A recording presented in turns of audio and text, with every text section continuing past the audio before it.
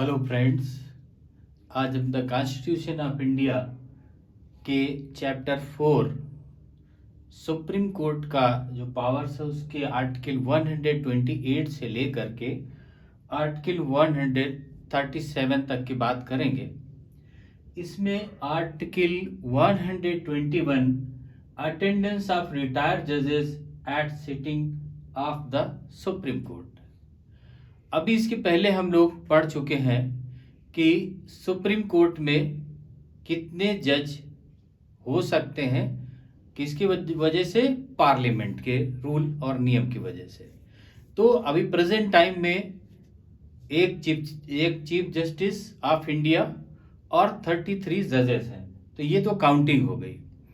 अब लेकिन इतने जजेस जो हैं वो होल इंडिया के मैटर्स को सुन नहीं सकते, या कुछ नए जज हैं उनके मैटर में डायरेक्शन की ज़रूरत है, उनको सलाह की ज़रूरत है।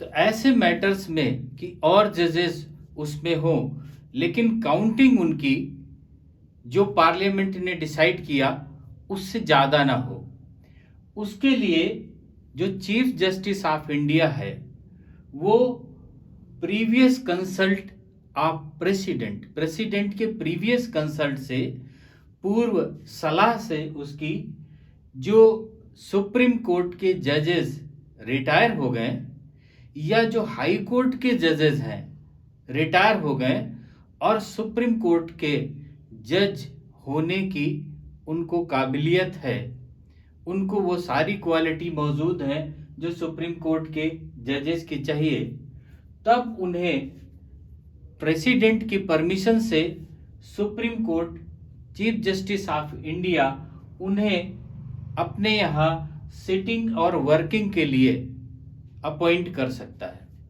और उन्हें जो प्रेसिडेंट रिकमेंड करेगा वो सारे के सारे अलाउंसेस के वो हकदार होंगे, वो सारे के सारे अलाउंसेस उनको मिलेंगे।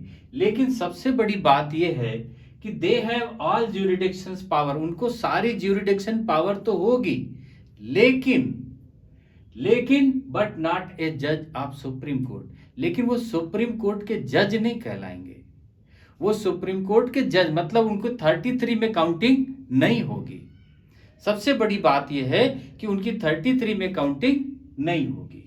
तो ये बात आर्टिकल 128 कहता है। अब article 129, Supreme Court to be a court of record. Supreme Court एक court of record, Supreme Court का जो अभिलेख होगा वो एक रिकॉर्ड होगा। इसका मतलब क्या होता है कि जो सुप्रीम कोर्ट डिसीजन देगा वो डिसीजन एक मिसाल होगी, मतलब वो डिसीजन एक कानून होगा। जो सुप्रीम कोर्ट आदेश करेगी, ऑर्डर करेगी, जजमेंट करेगी, वो क्या होगा? एक मिसाल होगा, और वो जो उसके अंडर कोर्टेड हैं उनके लिए वो कानून होगा। तो इसके लिए कहते हैं कि इसमें a record of Supreme Court to be a court of record. और इस सुप्रीम कोर्ट को वो सभी पावर्स होंगी जो पनिशमेंट करने के लिए या इसके कंटेम्प्ट करने के लिए जो सजा दी जाती है, जो सेंटेंस है, वो सारी की सारी पावर होंगी। मतलब जो कंटेम्प्ट करेगा, जो इनके नियम का कंटेम्प्ट करेगा, उसे ये सारी के सारी सजा और जो उनको जो पावर्स हैं वो सब के सब इनके पास में मौजूद हैं। अब आर्टिकल 130 कहता है सीट ऑफ सुप्रीम कोर्ट, मतलब सुप्रीम कोर्ट कहाँ होगा, उसका सीट कहाँ होगा।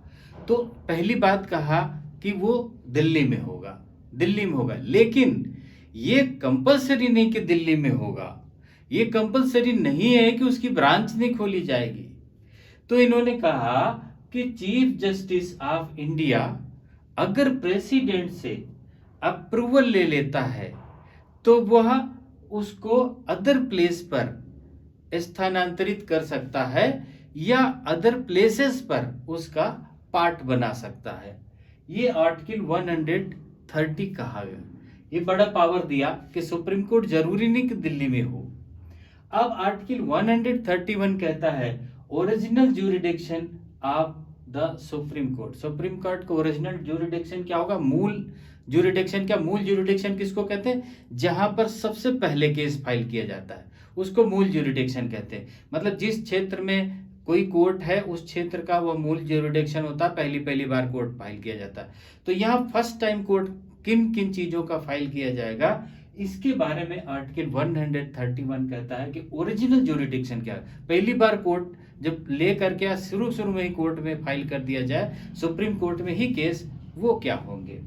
तो इन्होंने कहा अगर गवर्नमेंट ऑफ इंडिया का किसी एक या कई स्टेट से किसके लिए constitutional matter, a question of law and fact के बारे में डिस्प्यूट है, किसी संवैधानिक मैटर के बारे में, किसी संवैधानिक प्रश्न के बारे में अगर डिस्प्यूट है तो वो सीधे सुप्रीम कोर्ट में जा सकते हैं।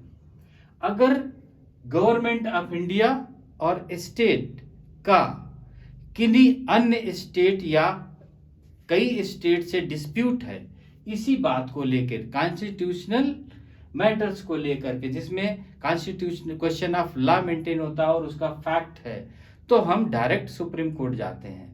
अगर कोई स्टेट का किसी स्टेट से डिस्प्यूट है इसी कॉन्स्टिट्यूशनल मैटर के लिए तो हम डायरेक्ट सुप्रीम कोर्ट जाते हैं। लेकिन इसके लिए कोई प्राइवेट पार्टी अलाउ नहीं है। मतलब प्राइवेट पार्टी चाहे कि हम इस स्टेट के खिलाफ हम जा करके फाइल कर दें तो प्राइवेट पार्टी इसमें अलाउ नहीं है। अब आर्टिकल 132 क्या कहता है?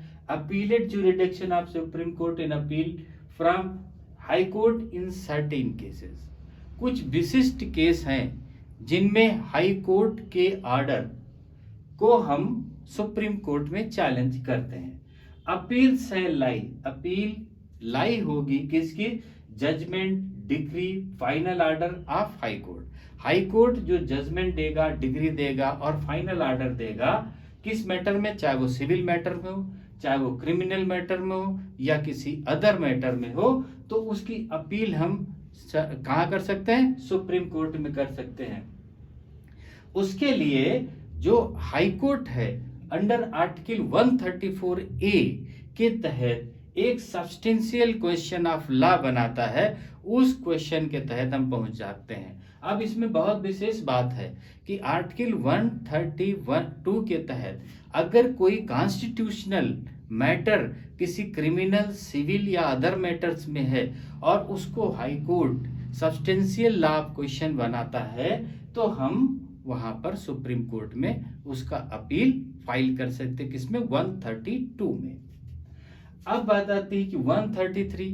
अब 133 में कहा कि जो सिविल मैटर्स हैं उनकी अपील फाइल कर सकते हैं। अब यहीं पर कंफ्यूजन हो जाता है। 132 में भी कहा सिविल मैटर्स और क्रिमिनल मैटर्स और अदर मैटर्स, और 133, 134 में भी कहा कि सिविल मैटर्स, 134 में क्रिमिनल मैटर्स।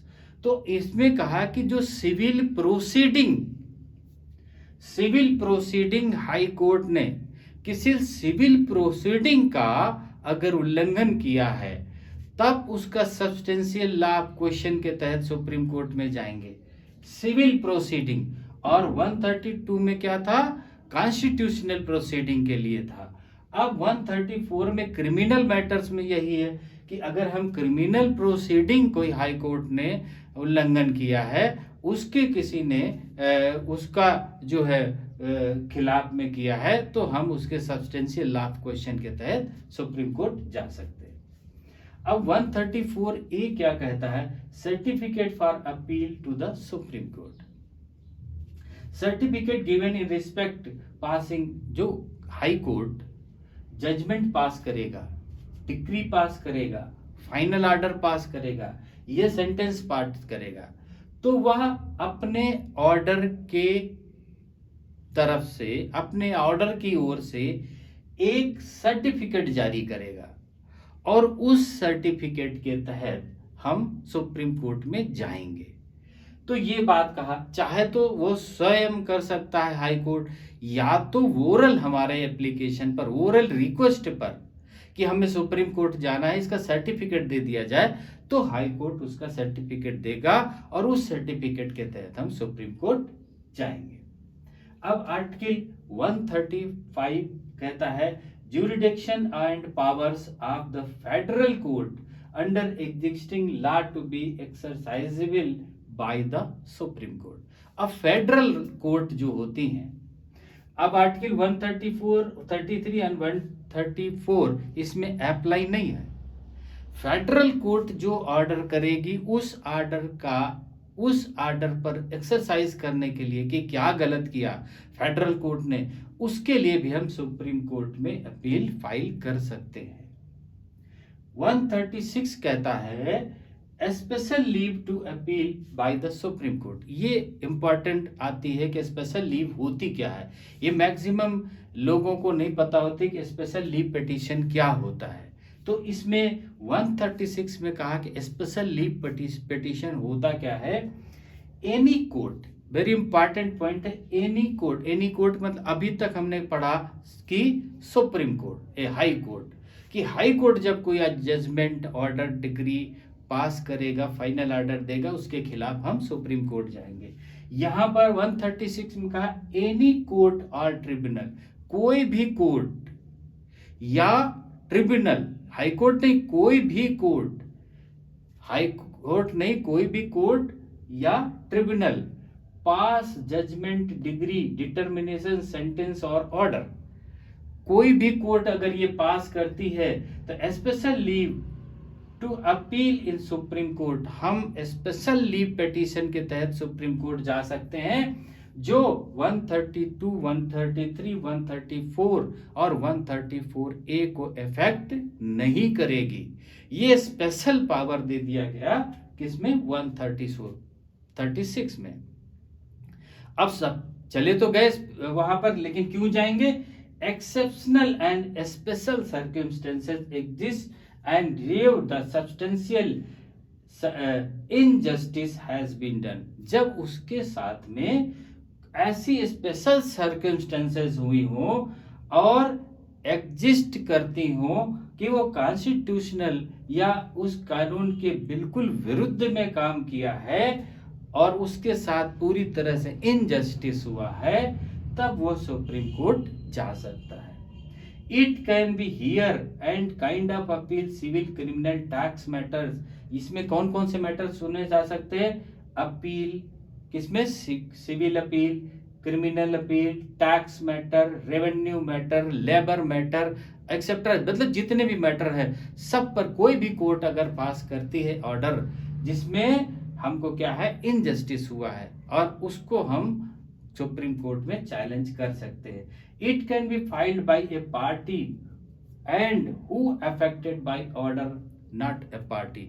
ये इसके लिए वो भी जा सकता है जो एक पार्टी है, और वो भी जा सकता है जो उसके आदेश से इफेक्टेड हुआ है, उसमें पार्टी नहीं था लेकिन उसके वजह से इफेक्टेड हुआ, वो भी supreme court special leave petition के तहत जा सकता है।